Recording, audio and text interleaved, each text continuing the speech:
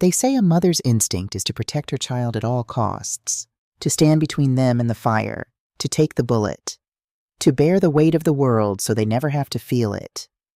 But what do you do when you realize your own son is the one holding the match? The fluorescent lights in the FBI field office hummed with a low mechanical buzz. It was a cold sound, completely devoid of life, much like the stainless steel table I was sitting at. Across from me sat Special Agent Thomas Vance. He wasn't unkind, but his eyes held the heavy exhaustion of a man who had seen too many families tear each other apart. He slid a manila folder across the table. Inside was the typed transcript of my statement, my confession, not to my own crimes, but to his. "Take your time, Martha," Agent Vance said, his voice quiet in the sterile room. "Once you sign this, there is no going back. The U.S. Attorney will move forward with the indictment." I looked down at the pen resting on the paper. It felt like it weighed 100 pounds. My hand was shaking, the skin thin and marked with the pale, fading scars of 30 years working as an emergency room nurse. I picked up the pen. I thought about the boy who used to scrape his knees in our driveway, the boy who used to curl up against my chest when it thundered. And then I pressed the ink to the paper and signed my name, effectively ending my son's life as he knew it. To understand how a mother could do something so unforgivable, you have to understand who we were. Or rather, who I thought we were. My name is Martha Hayes. I am 56 years old, and for the last 28 years, Julian was the absolute center of my universe. When his father walked out on us, leaving nothing but a stack of unpaid bills and a dent in the drywall, Julian was only 6 months old. From that day on, it was just the two of us against the world. I didn't have the luxury of a safety net. We lived in a small, drafty house in the Chicago suburbs, the kind with peeling paint and a heater that always gave out in February. I worked double shifts at the county hospital, trading holidays and weekends for the overnight differential pay. My life was measured in 12-hour blocks of trauma, blood, and the smell of industrial sanitizer. But I never let Julian see the exhaustion. When he was growing up, I made sure he had hot meals, even if it meant I was eating reheated leftover macaroni over the kitchen sink at 2 a.m. I wore nursing shoes with holes worn straight through the soles, padding them with cardboard, just so I could afford his advanced placement testing fees. Julian was brilliant. He wasn't just smart. He had a mind that saw patterns where the rest of us saw chaos. When he got accepted into a top-tier university in Seattle to study computer science, I sat on our porch and cried tears of pure, unadulterated relief. I took out a second mortgage on our already crumbling house. I maxed out personal loans. I didn't care. He was going to have the life I never could. He was going to be safe. And for a long time, he was the ultimate success story. By 26, he was a senior software engineer for a massive financial technology startup. By 28, he was making more money in a single month than I made in 2 years at the hospital. That brings me to 6 months ago, my 56th birthday. It was a crisp Saturday evening in early October. Julian had driven down from Seattle to visit me, pulling into my cracked concrete driveway in a brand new matte black Tesla. He didn't come alone. He brought his fiancée, Chloe. She was a lovely girl from a wealthy family, the kind of girl whose teeth were perfectly straight, and who wore cashmere sweaters that looked softer than clouds. Julian insisted on hosting a dinner party at my house. He hired a private chef to cook in my tiny, outdated kitchen. There was roasted duck, truffles, and wine that cost more than my weekly grocery budget. The house smelled like wealth and warmth. Laughter echoed off the walls. I sat at the head of the table, wearing a nice dress Julian had bought me, looking at my handsome, successful son. My heart swelled with a pride so fierce it almost hurt. I did it, I thought to myself. We survived. After dessert, the room grew quiet. Julian stood up, a nervous, boyish smile playing on his lips. He reached into his designer jacket and pulled out a thick manila envelope. The same kind of envelope I would find myself staring at in an FBI office half a year later. "Mom," Julian said, his voice thick with emotion, "you gave up everything for me. You traded your youth, your sleep, Your entire life to make sure I had a future. I can never give you those years back, but I can give you your future." He handed me the envelope. My hands trembled as I opened the metal clasp and slid the papers out. It was the deed to my house, but across the front page, stamped in heavy red ink, were the words, "Paid in full." Beneath it was a statement from the bank showing that my second mortgage, the one I took out for his tuition, had a balance of 0. He had also set up a retirement trust in my name. "You're debt-free, Mom," Julian whispered, crouching down beside my chair and taking my hands. "You don't have to pick up any more night shifts. You don't have to worry anymore. You're safe." I broke down. I sobbed openly, burying my face in his shoulder. Chloe was wiping away tears. It was the happiest moment of my entire life. The crushing, suffocating weight of debt that had sat on my chest for 3 decades simply vanished. My son had saved me. The party eventually wound down. By midnight, the house was quiet. Julian and Chloe were fast asleep in the guest room. I was too wired to sleep. The adrenaline and joy were still coursing through my veins. I wanted to look at the photos we had taken that night. Maybe upload them to our shared family cloud drive to look at on the bigger screen. My old iPad was dead, sitting on the charger in the bedroom.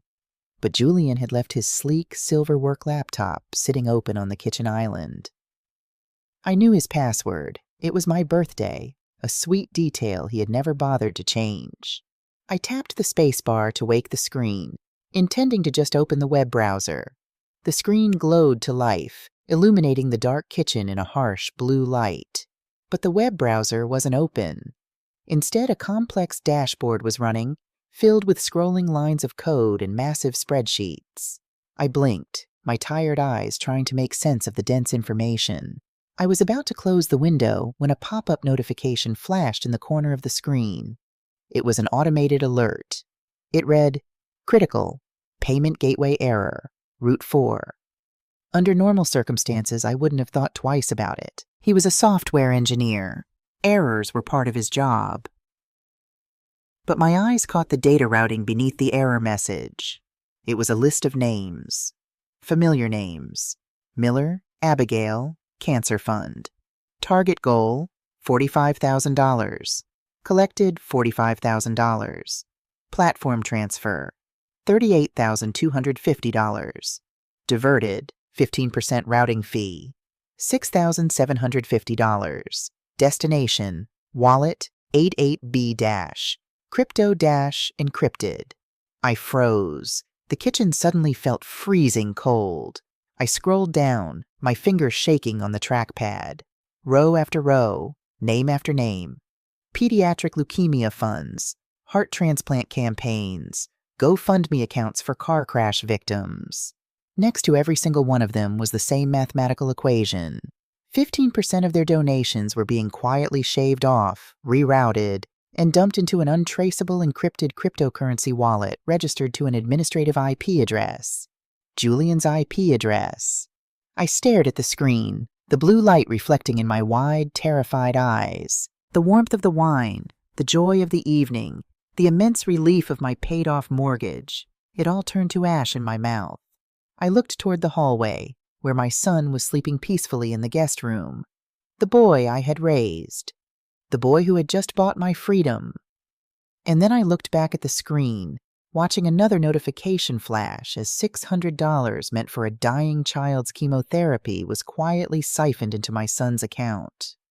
Denial is a powerful, blinding force. It wraps around your brain like thick cotton, muffling the alarms, blurring the sharp edges of a reality you aren't ready to face. No, I told myself, my breath catching in my throat as I stared at Julian's screen. No, I'm not reading this right. I'm a 56-year-old nurse. I don't understand software engineering. I don't understand cryptocurrency. This is a misunderstanding. It has to be. My fingers hovered over the trackpad, trembling so violently I could barely control the cursor. I told myself it was just a testing environment. Developers use dummy data all the time to test their systems, right? That's what this was. A simulation. A stress test for the company's servers.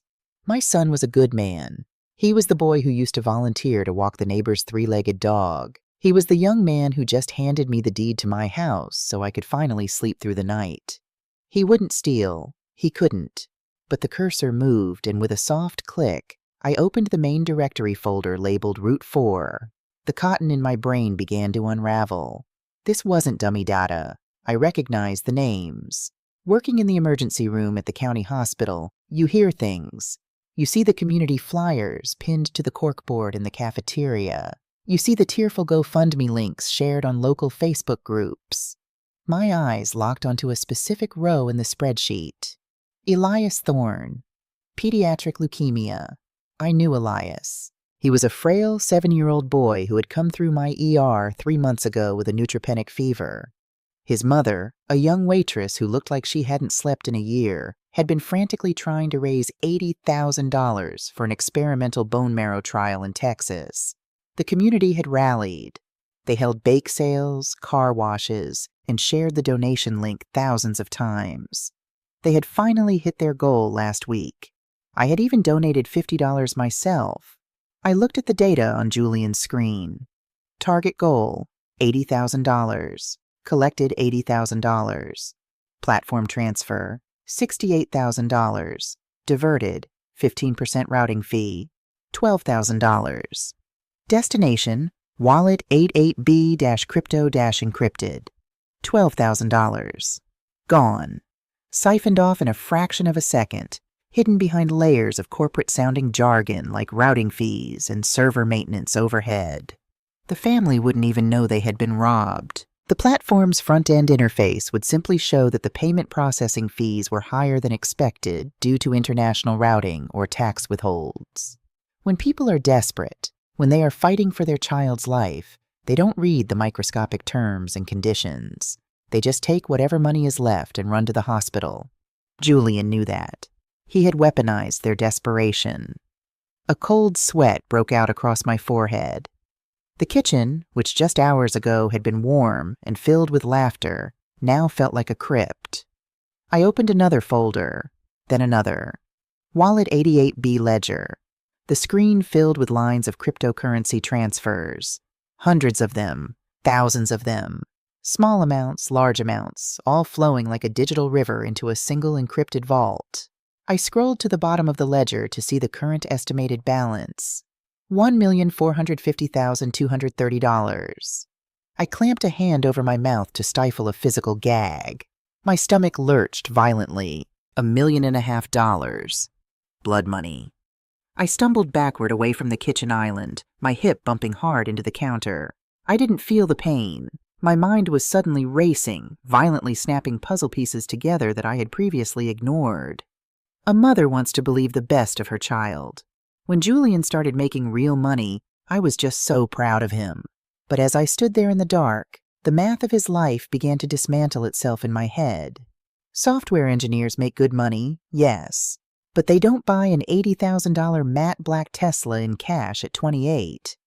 They don't buy their fiancé a $15,000 flawless diamond ring just because. They don't fly first class to Paris for a long weekend. I thought about the Rolex watch that suddenly appeared on his wrist last Thanksgiving. "Performance bonus, Mom," he had said with a charming, easy smile. I thought about the designer clothes, the custom-tailored suits, the expensive dinners. And then the most devastating thought of all hit me, dropping like an anvil into the pit of my stomach. The house. The envelope sitting on my dining table. Paid in full. $300,000, cleared in a single wire transfer. My freedom, my retirement. The very roof over my head. It was paid for by Elias Thorne's bone marrow trial.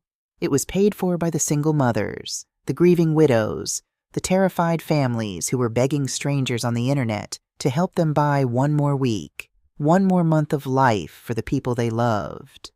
I was living inside a house bought with stolen time. A wave of nausea washed over me so intensely that I had to grip the edge of the sink to keep my knees from buckling. The air in the room felt too thin to breathe.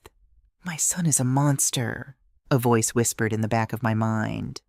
I tried to push it away. I tried to scream at the voice, to tell it to shut up, but the numbers glowing on the screen wouldn't let me. I needed proof. If I closed the laptop, if he took it away tomorrow, I would convince myself I had imagined the whole thing. I would slip back into the comfortable, warm denial. I couldn't let that happen. I quietly picked up the sleek silver laptop, carrying it like it was a live bomb, and walked down the hall to my small study.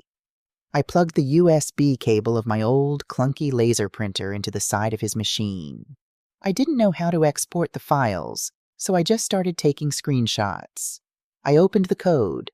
Print. I opened the ledger. Print. I opened Elias Thorne's routing data. Print. The printer groaned to life, the mechanical grinding noise sounding deafeningly loud in the dead of night. Whir, clack, hiss. Every page that slid into the output tray felt like a physical blow. The ink was warm to the touch. I gathered the pages, 12 in total, clutching them to my chest as if they were the only real things left in the world. Suddenly I heard the floorboards creak in the hallway. I froze, killing the laptop screen instantly. The study was plunged into total darkness. My heart hammered against my ribs like a trapped bird. Through the crack in the door, I saw a sliver of light click on in the hallway. It was 4:30 in the morning. I heard soft footsteps padding toward the kitchen. It was Julian. I held my breath, terrified he would walk into the study and find me standing there with the stolen data. But he didn't. I heard the rustle of a notepad, the scratch of a pen, then the soft jingle of his car keys. The front door opened with a quiet click and closed just as gently. I waited 30 seconds before creeping out of the study. On the kitchen counter, next to the empty wine glasses from our celebration, was a yellow sticky note. Couldn't sleep. Going to that 24-hour bakery downtown to get those sourdough bagels you love for breakfast. Be back by sunrise. Love you, Jay. He was buying me breakfast. The thoughtful, perfect son, going out of his way to make his mother happy. I took the laptop back to the kitchen island, placing it exactly where he had left it. I made sure the screen was asleep, the lid positioned precisely at the angle it had been. Then, I took my stack of warm, freshly printed papers and walked into the living room. I didn't turn on a single lamp. I sat down in the old armchair by the front window, the one where I used to rock him to sleep when he was a colicky baby. I pulled my thin cardigan tight around my shoulders to ward off the chill of the October morning. I sat in the absolute dark. The papers rested heavy on my lap. Outside, the world was still pitch black, silent and oblivious to the nightmare that had just shattered my life. I stared blankly out the window, looking down the empty, quiet street. And I waited. I waited for the sky to turn gray. I waited for the dawn. And I waited for the sound of my son's Tesla tires rolling up the driveway, bringing me my favorite bagels, bought with money stolen from dying people. The dawn did not break.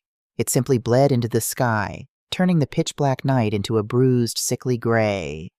I sat in the armchair for 2 hours, as still as a statue, the stack of freshly printed papers resting on my lap like a lead weight. The house was dead quiet, save for the rhythmic, mocking tick-tock of the grandfather clock in the hallway. Every tick was another second my son was out in the world, an imposter playing the role of a successful, honest man. At 6:15 a.m., the sweeping beam of headlights slashed across my living room wall. The smooth, near-silent hum of the electric engine announced his return. Through the window, I watched Julian step out of the Tesla. He was whistling a quiet tune, holding a brown paper bag from the downtown bakery in one hand and a cardboard tray with 2 steaming cups of coffee in the other. He looked so handsome, so put together in his designer pea coat. He looked exactly like the son I thought I had raised. The lock clicked. The front door swung open. "Mom?" His voice called out softly into the dim house.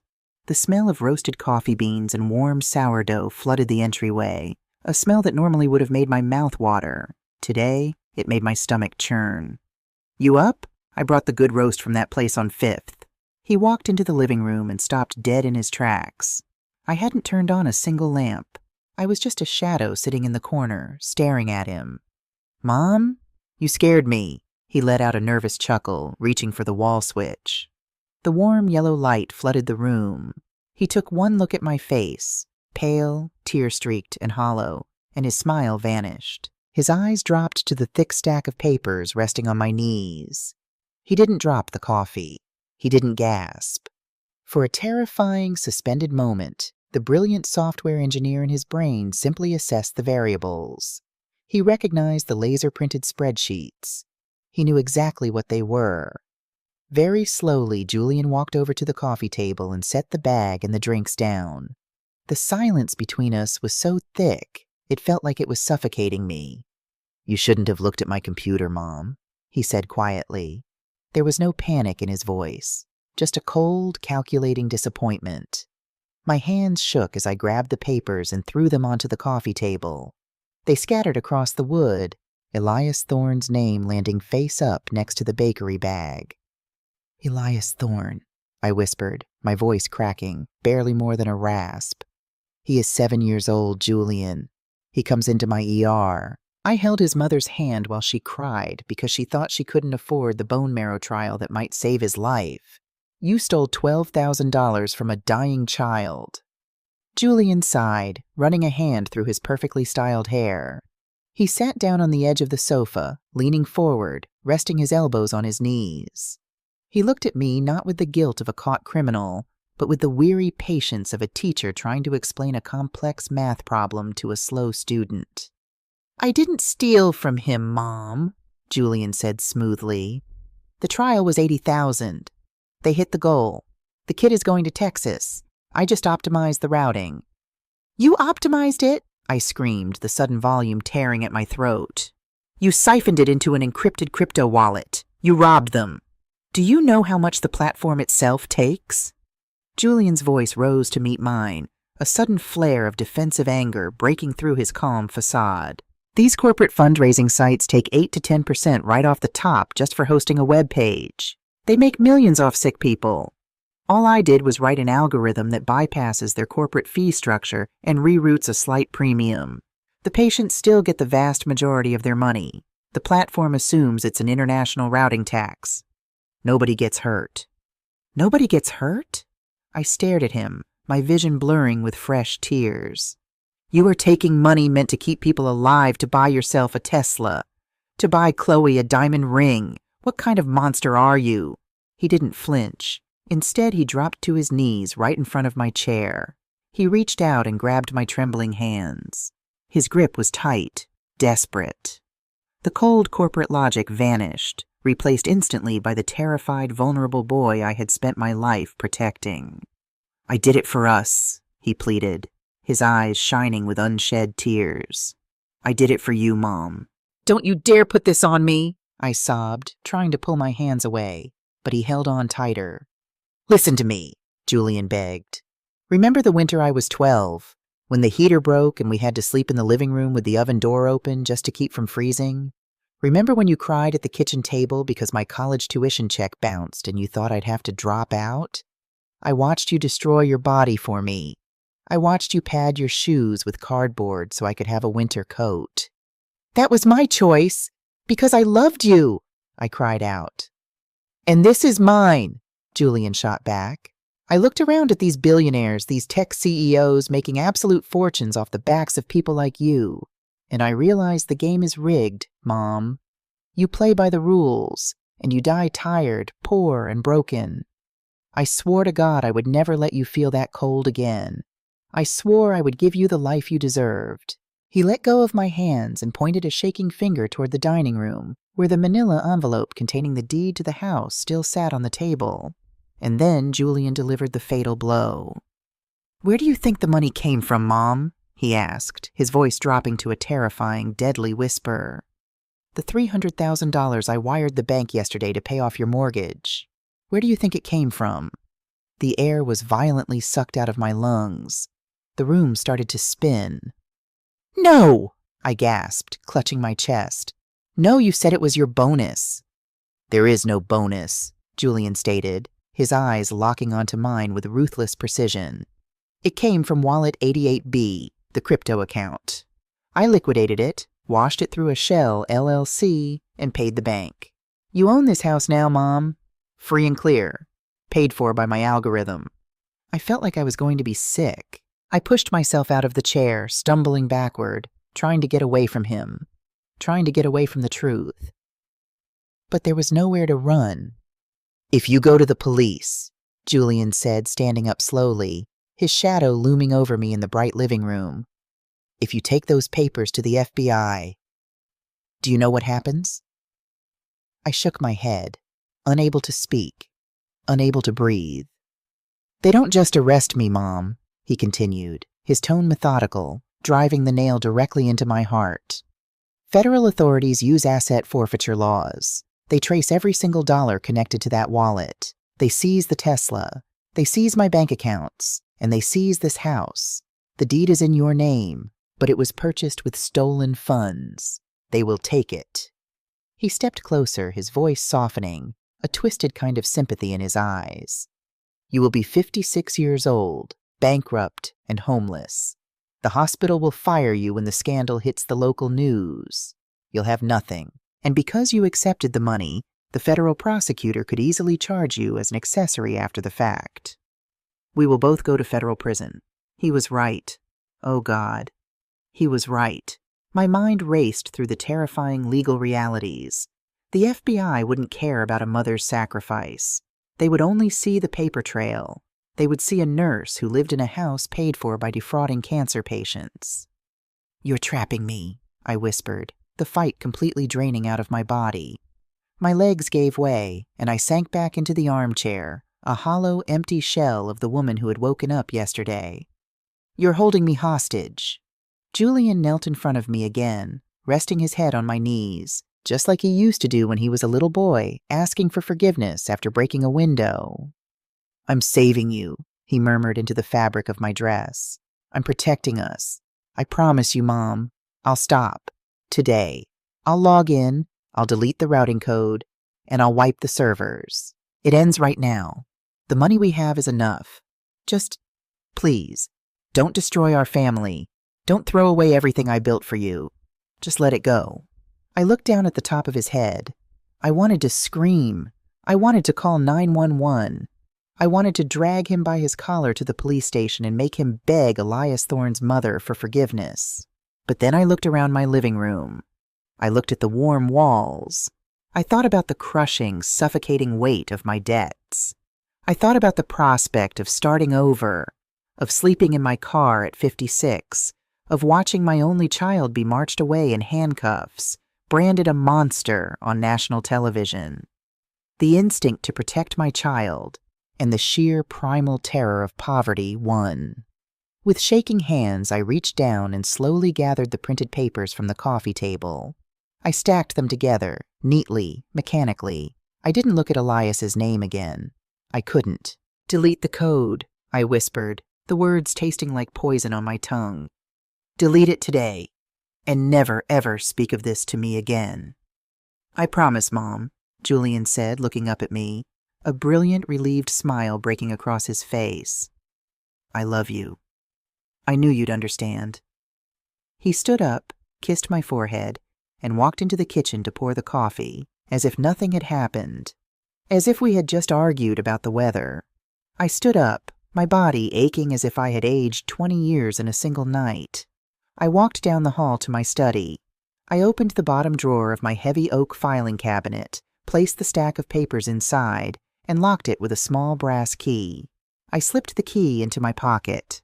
In that moment, the mother who had worked double shifts to raise an honest man died. She was replaced by a coward. I had chosen to keep the blood money. I had chosen the illusion of safety over the lives of innocent people. I had become my son's accomplice, sealing my soul in a bitter, suffocating silence to keep a fake peace in a house built on lies. 4 months, 122 days, 2,928 hours. That is how long I lived inside a grave of my own making, pulling the dirt over my own head, pretending the darkness was just shade. When you make a deal with the devil, he doesn't appear in a cloud of brimstone. He doesn't hold a pitchfork. He sits across from you at the Thanksgiving table, passes you the gravy, and asks if you've had enough to eat. He wears your son's face. The winter hit Chicago with a brutal, unforgiving freeze that year. Outside, the snow piled up against the windows of my newly paid-off home. The furnace hummed, pumping expensive, reliable heat through the vents. For the first time in 30 years, I didn't have to check the thermostat with a knot of financial anxiety in my chest. I didn't have to wear 2 pairs of wool socks to bed. The house was warm, but I had never been colder in my entire life. The guilt was not a quiet thing. It was a living, breathing parasite that burrowed into my chest and began to eat me from the inside out. It manifested physically. I stopped sleeping. When I did manage to close my eyes, I didn't dream of monsters. I dreamed of spreadsheets. I dreamed of numbers ticking upward while heart monitors flatlined. I dropped 15 pounds by Christmas. The skin around my eyes bruised into deep, permanent purple hollows. Julian, true to his word, had played the part of the perfect, reformed son. He called me twice a week. He asked about my garden. He asked about my shifts at the hospital. Whenever the silence on the phone stretched a second too long, whenever he sensed the panic rising in my throat, he would lower his voice and say, "It's gone, Mom. I deleted the code that morning. The routing is clean. It's over. We're safe." I wanted so desperately to believe him. I needed to believe him because the alternative was entirely unbearable. But the true psychological torture wasn't the silence of the house. It was the noise of his new life. In mid-December, Julian and Chloe drove down for a pre-holiday dinner. I spent hours scrubbing the kitchen, roasting a chicken, and setting the table, trying to construct a mask of normalcy so thick it would suffocate my conscience. They arrived glowing with the kind of untouchable happiness that only belongs to the young and the very rich. Chloe sat at my dining table, her flawless diamond ring catching the light of the chandelier, and eagerly opened a glossy bridal magazine. "Julian and I were looking at venues in Napa Valley," she said, her voice bubbling with innocent excitement. She flipped to a page showing a breathtaking vineyard estate. "It's a little over budget, but Julian said we don't need to worry about the cost. He said he has a special reserve fund just for the wedding." The wine glass in my hand slipped, shattering against the hardwood floor. Red wine splashed across the baseboards, looking horrifyingly like fresh blood. "Mom, are you okay?" Julian was out of his chair in a second, grabbing a towel from the kitchen. "I'm fine," I gasped, dropping to my knees to pick up the jagged shards of glass. My hands were shaking so violently I cut my index finger. "It just slipped. I'm just clumsy." Julian knelt beside me, his hand covering mine to stop me from picking up the glass. I looked up into his eyes. Chloe couldn't see his face from where she was sitting, but I could. His expression was completely blank. There was no guilt. There was no shame. He looked at the spilled red wine, and then he looked at me, a silent, chilling warning passing between us. "Keep it together." "Let me clean this up, Mom," he said smoothly, his voice dripping with practiced affection. "You just sit down and relax. You've earned it."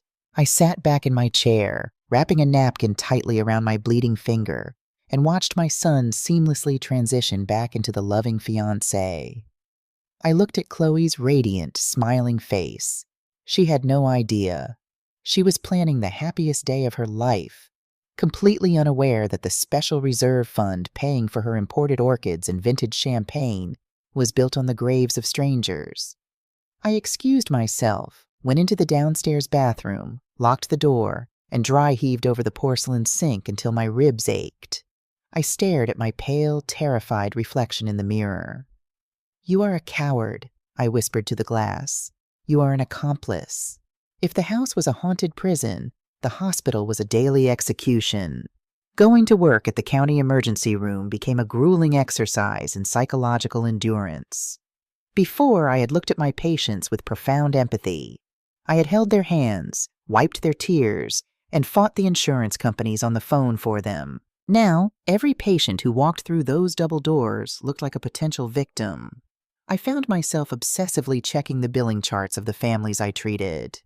When a frantic mother came in with a child suffering from severe asthma, clutching a handful of crumpled $20 bills and begging the admissions clerk for a payment plan, I had to walk away. I hid in the supply closet, surrounded by boxes of sterile gauze and saline bags, and pressed my forehead against the cool metal shelving, trying to drown out the memory of Julian's spreadsheet. Did they use the platform? I would agonize, my heart hammering in the dark closet. Did my son steal their inhaler money? Did I pay for my groceries this week with the cash that was supposed to keep that little girl breathing?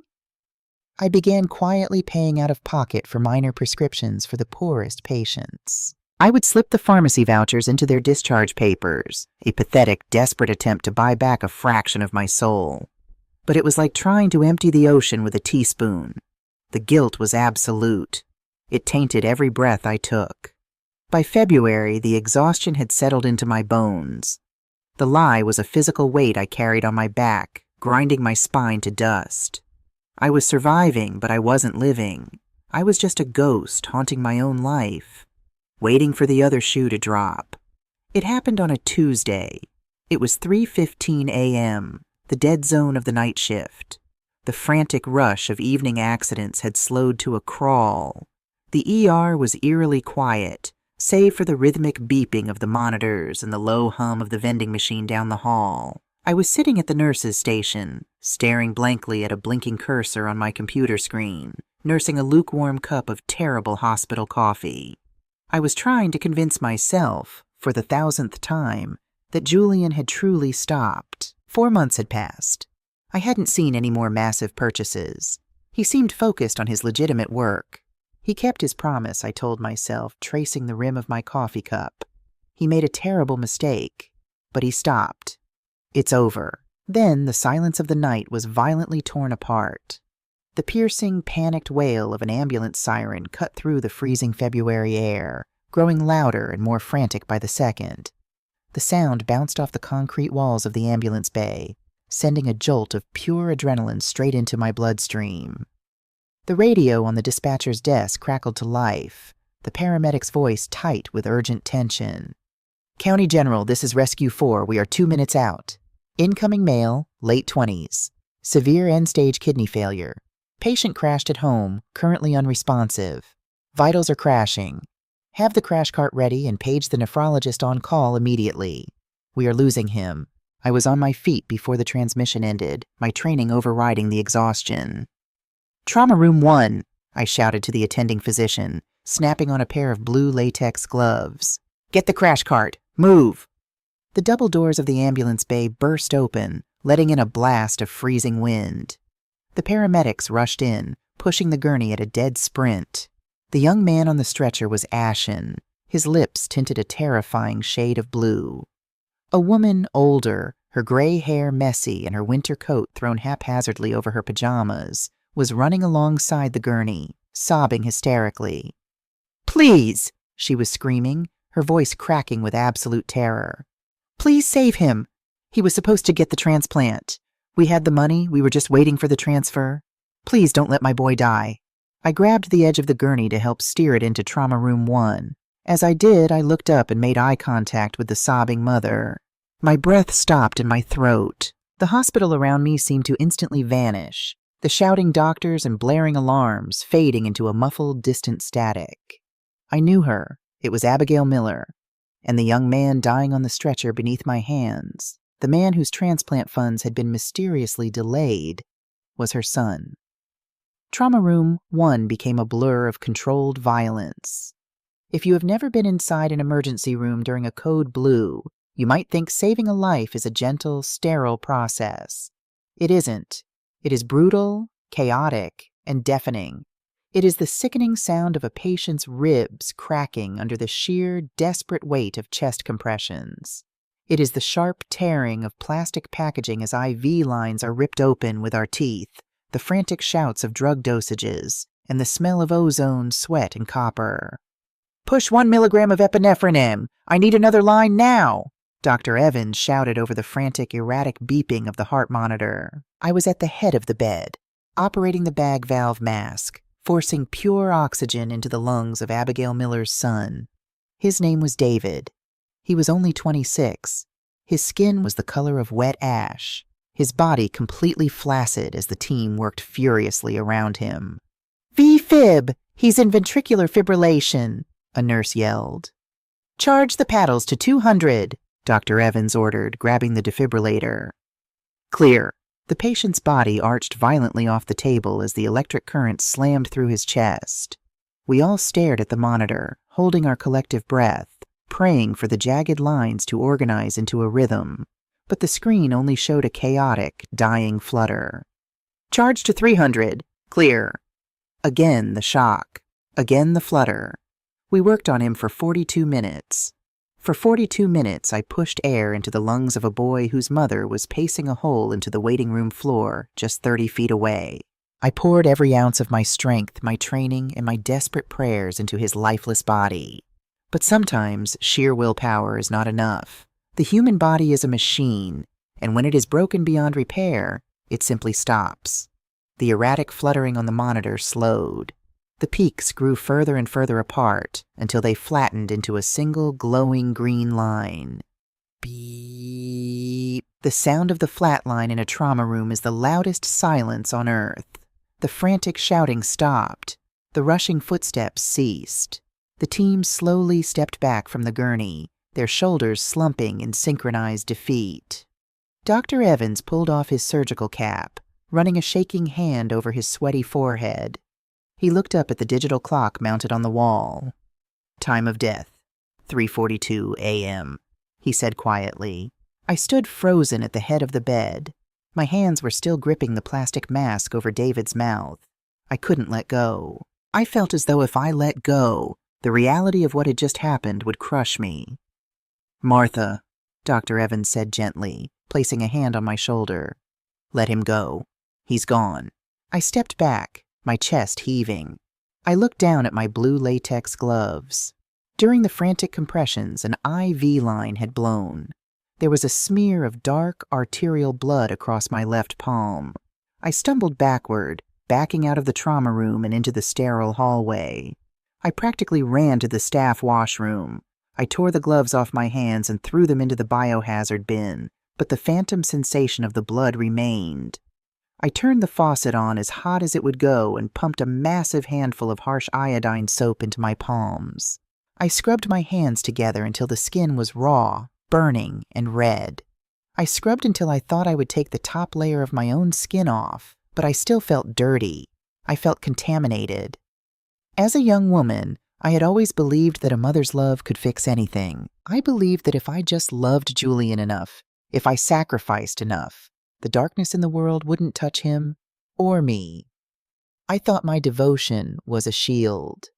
Tonight, staring at my raw, weeping hands in the mirror, I realized my devotion was a weapon.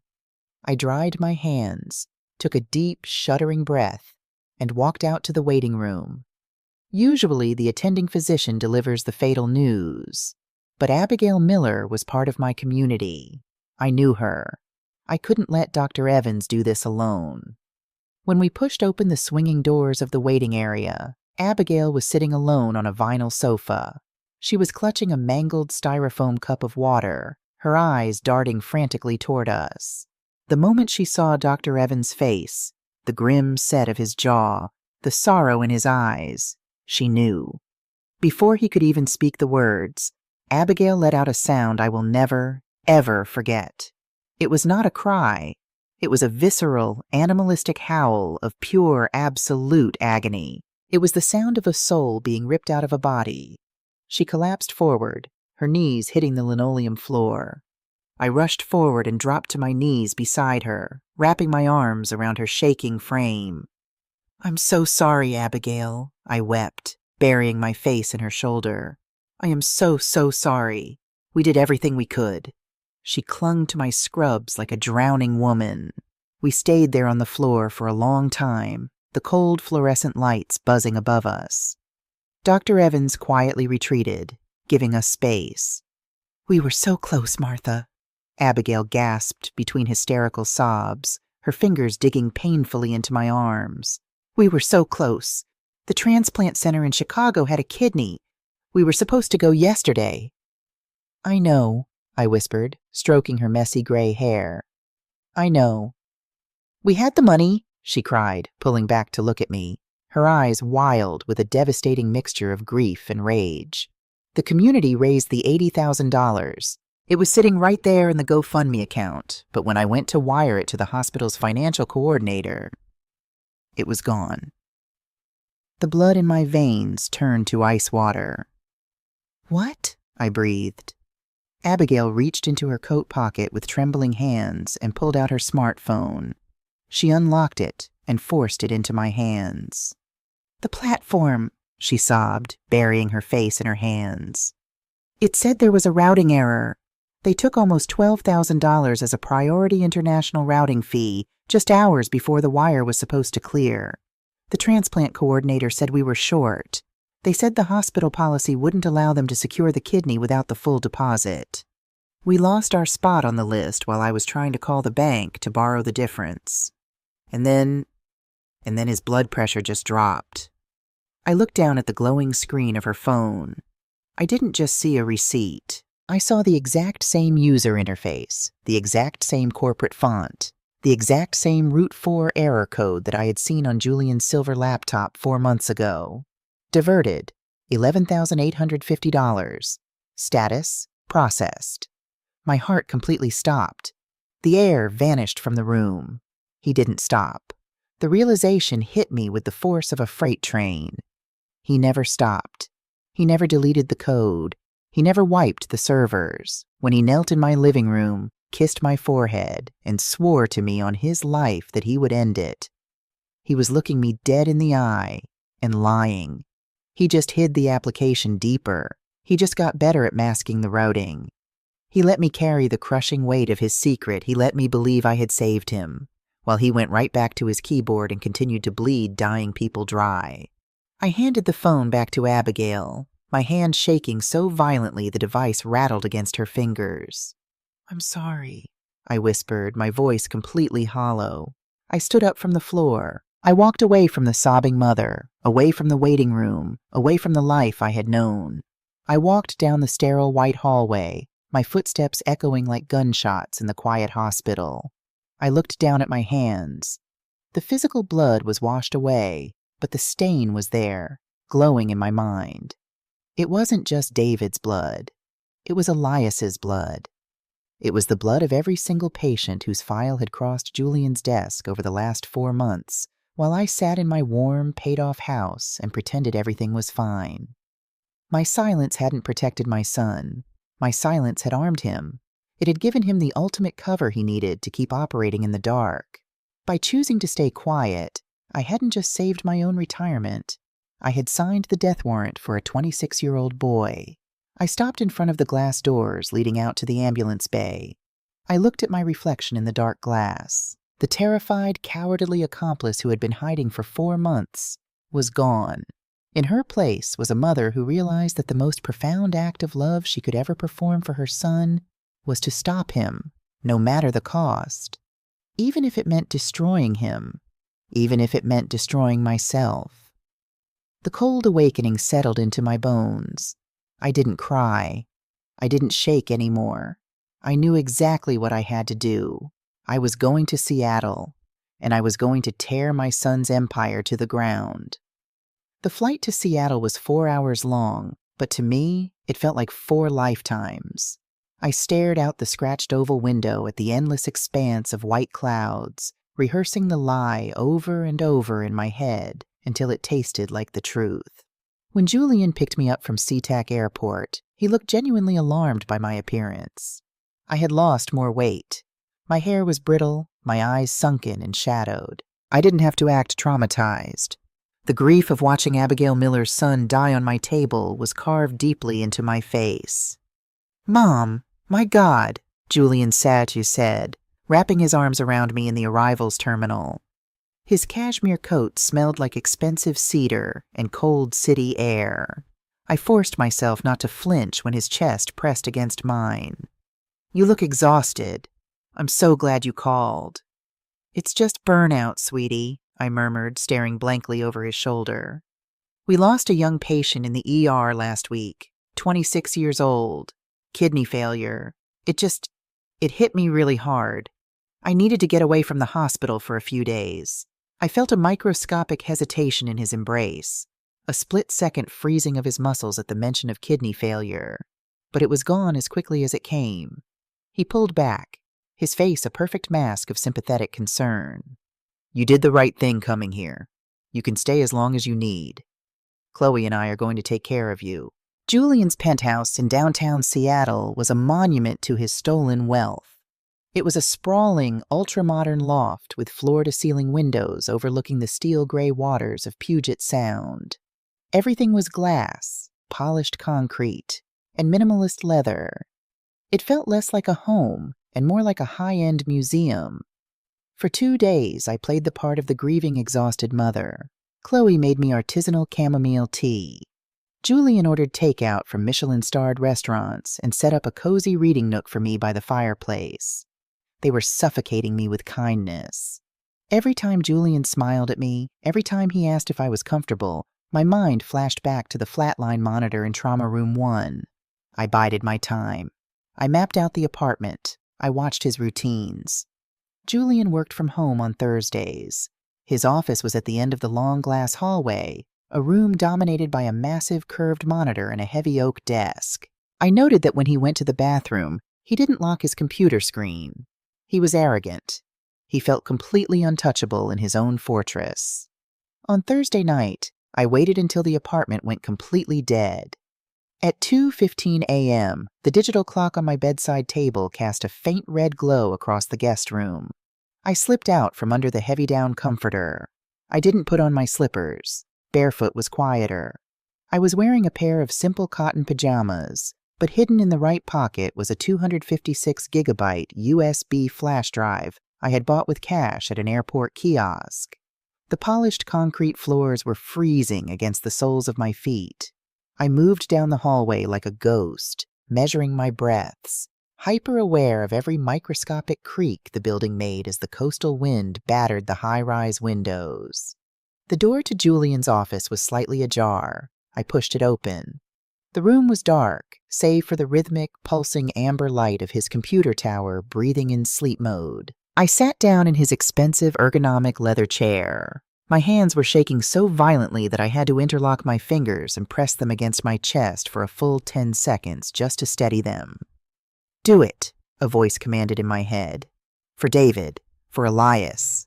Do it." I reached out and wiggled the computer mouse. The massive curved monitor flared to life, casting a harsh, blinding blue light across my face. I squinted, my heart hammering against my ribs like a trapped bird. A password prompt appeared. I didn't panic. I knew my son. He was a brilliant coder, but he was also deeply, fatally sentimental. I typed in my birthday, 102469, and hit enter. Incorrect password. A spike of pure terror shot through my stomach.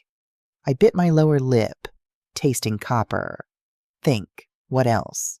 What changed 6 months ago? I looked around the desk, my eyes scanning a framed photo of us standing in front of my house. My house. I typed in the exact dollar amount of the mortgage payoff he had made. $312,450. Hit enter. The screen unlocked. I let out a shaky, silent breath and immediately reached into my pocket, pulling out the USB drive. I blindly felt along the side of the monitor until I found the port and shoved it in. The computer chimed softly, recognizing the external drive. Now, I had to find the proof. I opened his file explorer. He didn't even try to hide it anymore. There was a desktop folder simply labeled R4 Operations. I double-clicked it. The spreadsheets populated instantly. The routing codes, the diversion algorithms.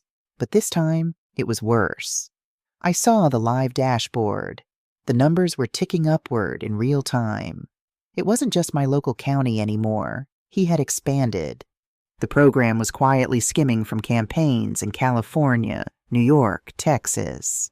I grabbed the R4 folder and dragged it over to the USB drive icon. A loading bar appeared on the screen. Copying 14,200 items. Estimated time, 4 minutes. 4 minutes. It felt like a death sentence. I sat there, staring at the green progress bar, my palms slick with cold sweat. While I waited, my eyes drifted to a communication application minimized at the bottom of his screen. It was an encrypted messaging platform called Signal. The application icon had a small red notification bubble on it. I shouldn't have clicked it. I should have just watched the progress bar. But my hand moved on its own. I brought the chat window to the foreground. It was a direct message thread. The contact name simply read, Richard Sterling, CEO. I began to scroll backward through the messages. What I found didn't just break my heart.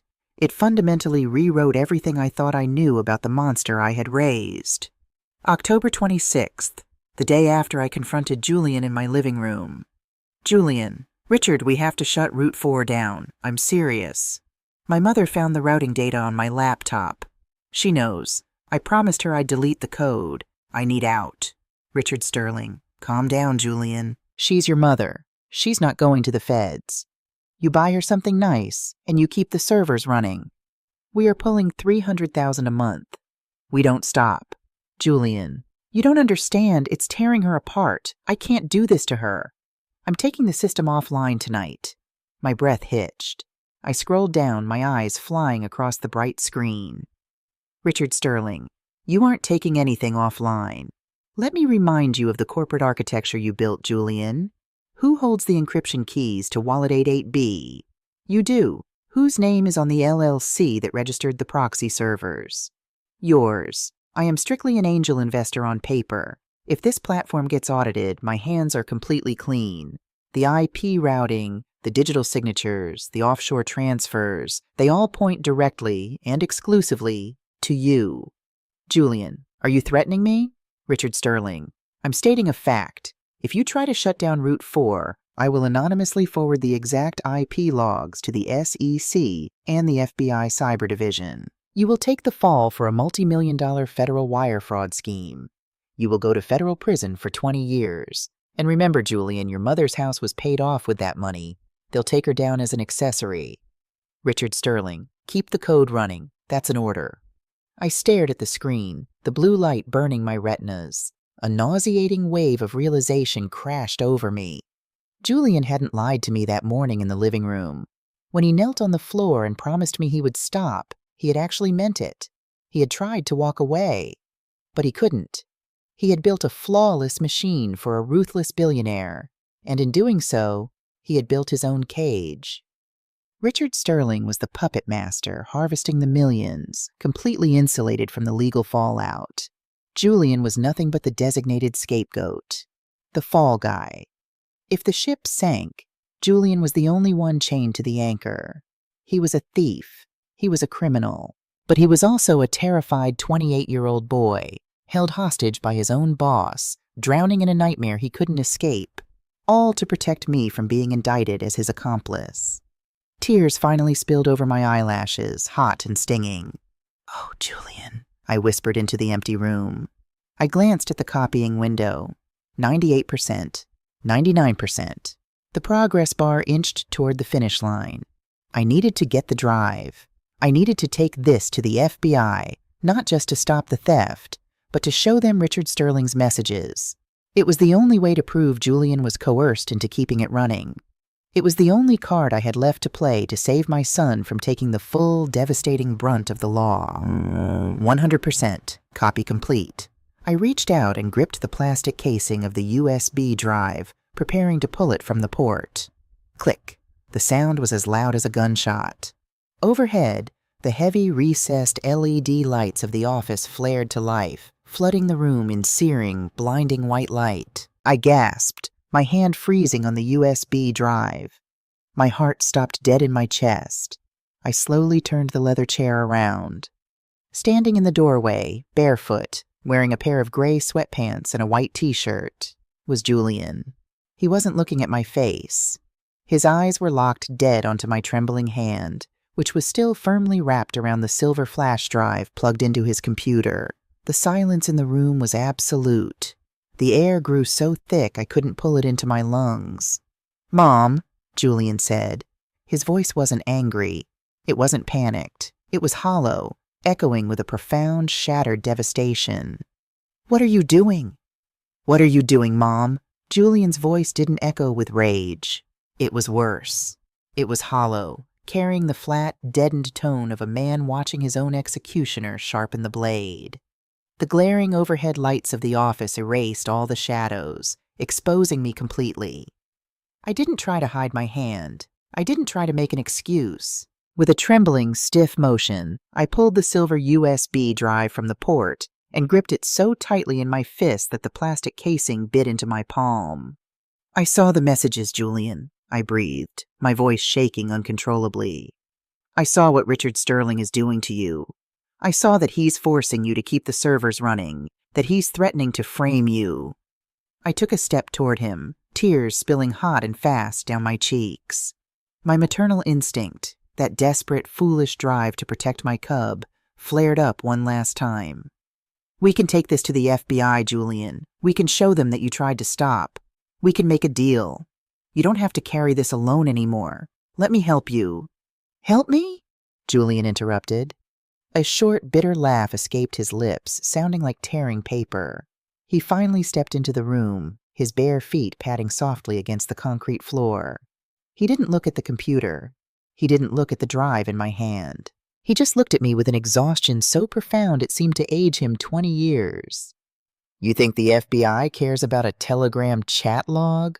he asked softly, walking past me toward the heavy oak desk. "Richard Sterling plays golf with federal judges, Mom.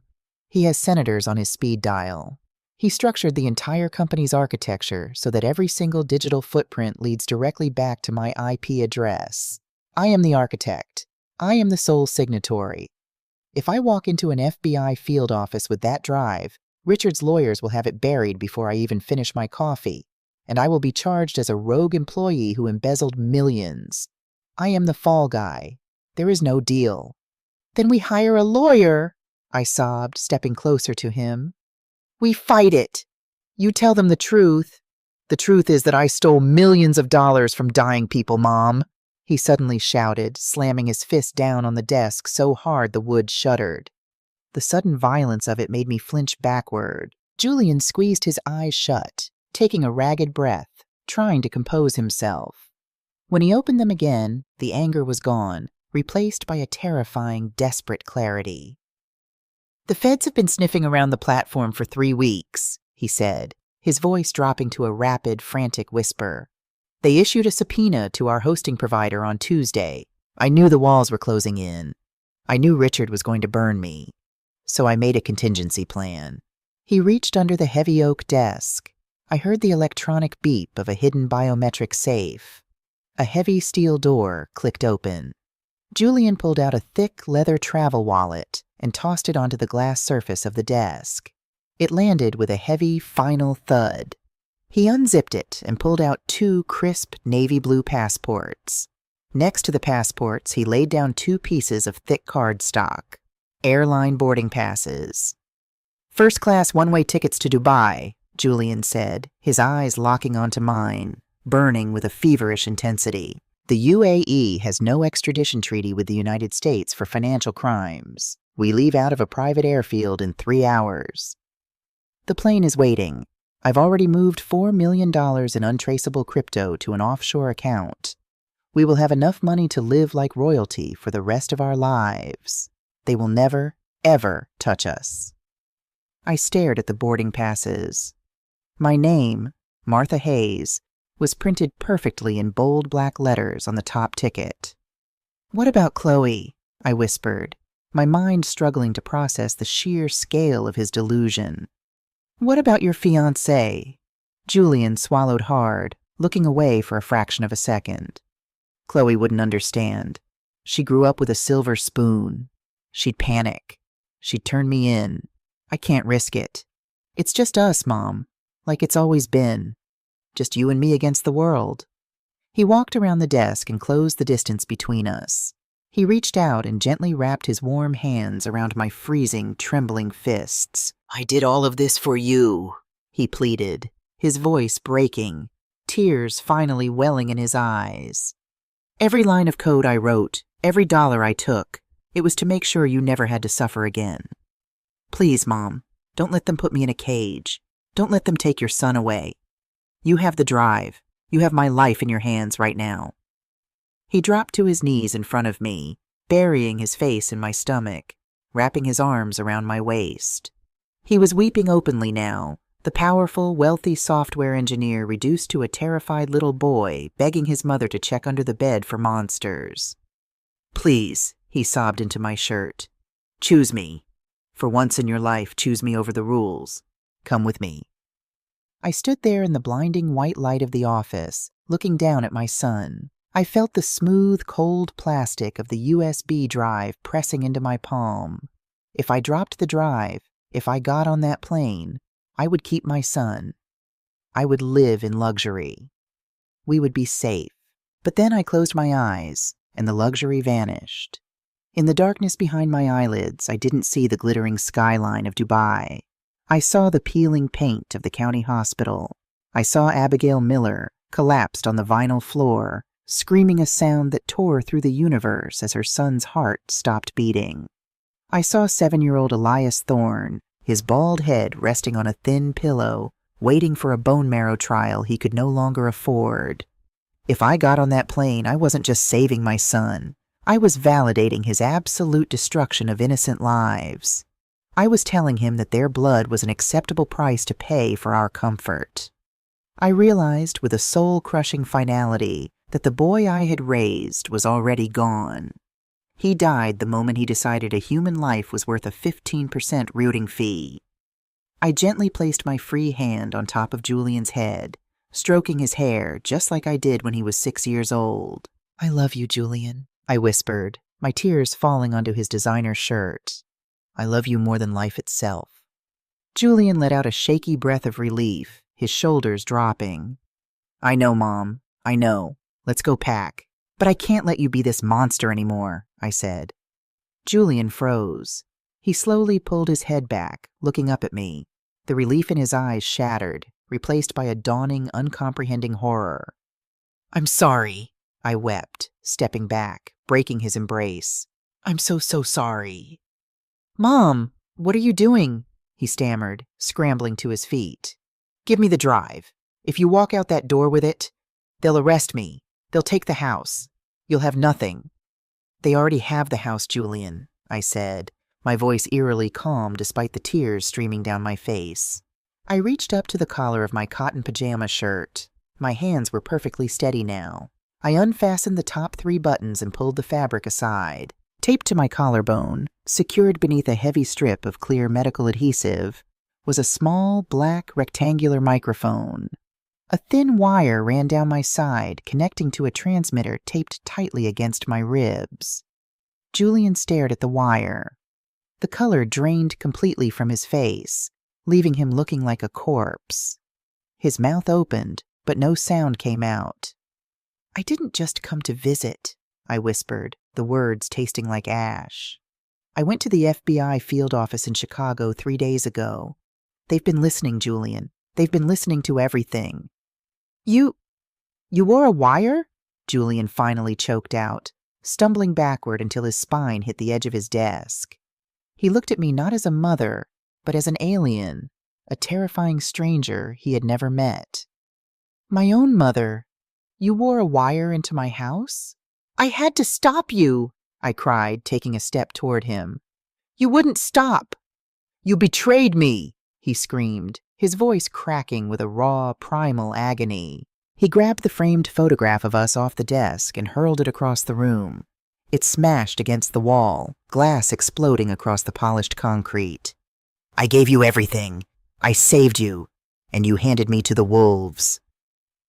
Before I could answer, before I could beg for a forgiveness I knew I would never receive, the silence of the penthouse was violently ripped apart. Boom! The heavy, reinforced front door of the loft didn't just open. It exploded inward with the concussive force of a tactical battering ram.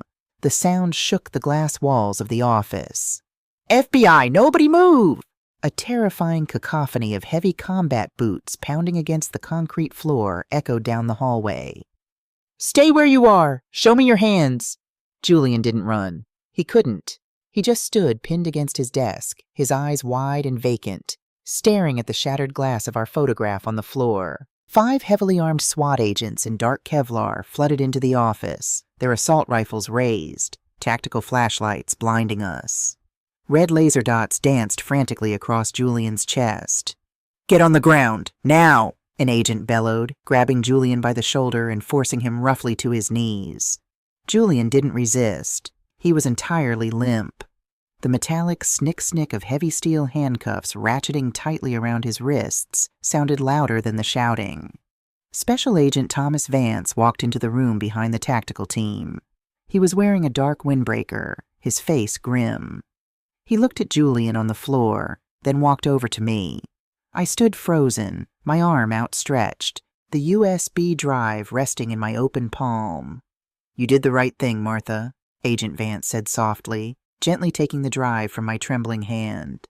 "We have the audio of the Sterling conversation, too. We've dispatched a team to Sterling's estate in California. It's over." "Mom!" I turned my head. 2 agents were hauling Julian to his feet. They began to march him toward the door.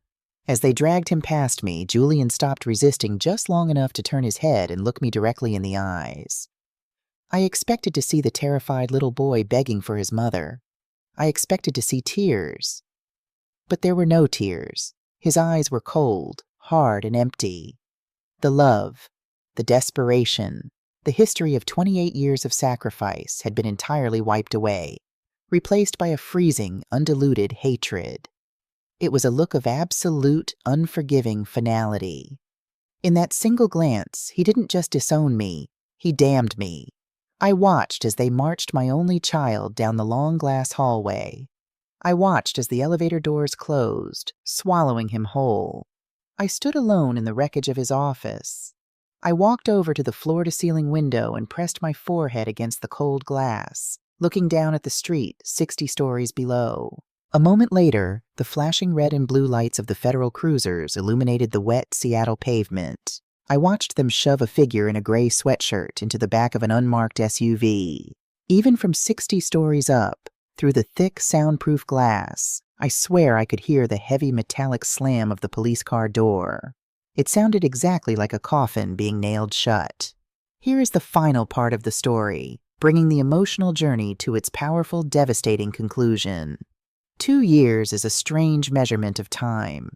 In the grand scheme of a lifetime, 24 months is nothing but a blip. But when you are living in the ruins of your own family, 2 years can feel like an eternity. Julian was right about the FBI. They were efficient, and they were merciless. Under federal asset forfeiture laws, the government seized everything connected to the Route 4 algorithm. They seized the offshore crypto wallets. They seized the matte black Tesla. They seized the penthouse in Seattle. And exactly as my son had warned me, they seized my home. The $300,000 wire transfer that paid off my mortgage was traced back to the stolen funds. The deed was invalidated. At 56 years old, I stood on the sidewalk in the freezing Chicago wind, holding a single cardboard box of personal photos, and watched federal agents put a padlock on the front door of the house I had lived in for 30 years. I was officially bankrupt, homeless, and alone. But for the first time in 6 months, I could breathe. The trial took place the following spring in a cavernous federal courthouse in Seattle. It was a media circus. The sheer scale of the fraud, stealing from dying children and desperate widows to fund a luxury tech lifestyle, made national headlines. Chloe, the radiant fiancée with the flawless diamond ring, disappeared the moment the handcuffs clicked. She filed for an annulment before the first preliminary hearing. Julian didn't fight. The audio recording of my conversation with him, combined with the encrypted telegram messages from the USB drive, left his defense team with absolutely nothing. He took a plea deal. Richard Sterling, the untouchable billionaire CEO who thought he was insulated by his corporate architecture, was destroyed by his own hubris. The audio I captured of Julian explaining Sterling's exact extortion tactics was the smoking gun the Department of Justice needed. Sterling was sentenced to 22 years in a maximum security federal penitentiary. Julian was sentenced to 12. I sat in the back row of the gallery on the day the judge handed down the sentence. I watched my brilliant, handsome son stand before the bench wearing a baggy, faded orange jumpsuit. His designer haircut was gone. His shoulders, which used to carry the arrogant posture of a Silicon Valley prodigy, were slumped and defeated. When the bailiff came to escort him away, I stood up. I walked to the wooden partition, gripping the rail, desperately hoping for one last look. Just a nod, just a sign that the boy I raised was still in there somewhere. Julian stopped at the heavy oak doors leading to the holding cells. He turned his head slowly and looked out over the crowded courtroom. His eyes found mine in the back row. He didn't yell. He didn't cry. He just stared at me with an expression of absolute, freezing emptiness. He looked right through me, as if I were a ghost. Then he turned around and walked through the doors. 6 months into his sentence, I saved up enough money from my new nursing shifts to buy a bus ticket to the Federal Correctional Institution in Oregon. I sat in the sterile, brightly lit visitors' room for 3 hours, my hands tightly clasped in my lap, staring at the heavy steel door where the inmates entered. Finally, a corrections officer walked out. He was holding my visitation slip. He looked at me with a mixture of pity and professional detachment. "I'm sorry, ma'am," the guard said gently. "Inmate 844-92 has refused your visit. He's requested that you be permanently placed on his restricted block list. He doesn't want to see you. Not today, not ever." I nodded slowly, the truth settling like lead in my stomach. I thanked the guard, picked up my purse, and walked out into the gray, drizzling afternoon. I had expected it, but the reality of being completely disowned by the only person I loved in this world brought me to my knees in the prison parking lot. As I knelt there on the wet asphalt, a dark sedan pulled up beside me. A man in a sharp gray suit stepped out and offered me a hand. "Mrs. Hayes?" he asked. I looked up, wiping the rain and tears from my face. "Yes?" "My name is Robert Vance. I was part of Julian's legal defense team," he said. He reached into his leather briefcase and pulled out a thick sealed envelope. "Julian instructed me to wait 6 months after his sentencing and then deliver this to you in person." My hands shook as I took the envelope. "Is it a letter?" I asked, a desperate, pathetic spark of hope flaring in my chest. "No, ma'am, it's a trust deed," the lawyer replied quietly. I tore the envelope open. Inside were legal documents establishing an irrevocable, blind trust in my name. I flipped to the summary page and my breath caught in my throat. Total asset value, $500,000. "I don't understand," I stammered, looking frantically up at the lawyer. "The FBI seized everything. They took all the money. Where did this come from?" "Julian was a brilliant coder, Mrs. Hayes, but he was also a very shrewd investor in his early 20s, the lawyer explained.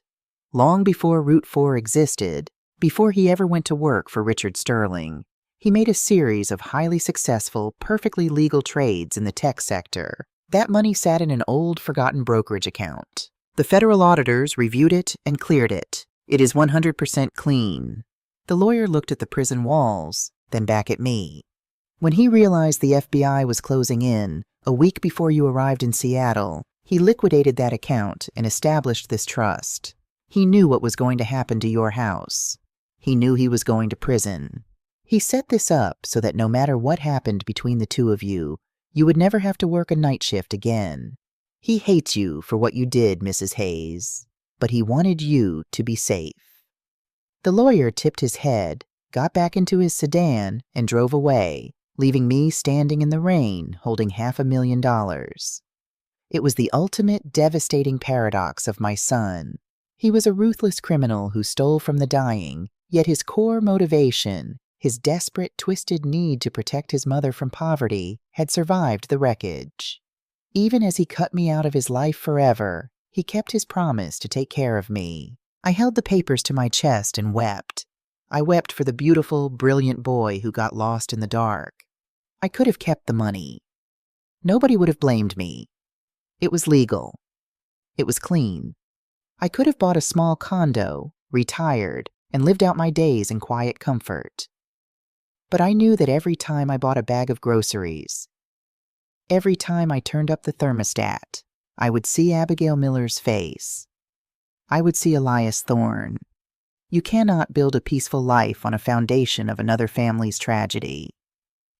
2 weeks later, I walked into a commercial bank in downtown Chicago. I transferred the entire $500,000 into a series of anonymous cashier's checks. I hired a private investigator to track down the families listed on the Route 4 spreadsheet. I sent the checks in unmarked envelopes. I paid off the medical debts of widows. I funded college accounts for children who had lost their parents. And the largest check, $250,000, went directly to the newly established David Miller Memorial Kidney Foundation. I didn't keep a single cent. Which brings me to today. The kettle on my stove begins to whistle, a sharp, high-pitched scream that cuts through the noise of the city traffic outside. I turn off the gas burner and pour the boiling water over a cheap tea bag. I am 58 years old. I live in a cramped one-bedroom rented apartment on the south side of Chicago. The linoleum is peeling in the corners, the radiator clanks all night, and I still work 40 hours a week at the hospital to make my rent. I take my mug of tea and walk over to the small, single window that looks out over the brick alleyway. People ask me if I regret it. The nurses at the hospital who know the story, the detectives who work the case, they look at my tired eyes, they look at my small apartment, and they silently wonder if I wish I had just kept my mouth shut. They wonder if the crushing loneliness of losing my only child was worth it. I tell them the truth. I lost my son the day he decided that a dying child's money was his to take. The boy I raised, the boy who walked the neighbor's dog and worried about my winter coat, ceased to exist the moment he wrote that algorithm. All I did was stop the monster who was wearing his face from hurting anyone else. Motherhood is not just about protecting your child from the world. Sometimes the hardest, most agonizing form of love is protecting the world from your child. I lost my home. I lost my retirement. I lost my family. My bloodline ends with a man sitting in a federal cell 1,200 miles away, a man who will not even look at a photograph of my face. But as I stand here in my tiny kitchen, holding my warm mug of tea, I look at my reflection in the dark window pane. The woman looking back at me is exhausted. She is aging. She is alone. But her eyes are clear. Her conscience is clean. She didn't trade her soul for a paid-off mortgage, and she didn't let innocent people die to protect a lie. I lost absolutely everything. But I found out exactly what kind of woman I am when the fire reaches the front door. And that is worth more than all the stolen millions in the world.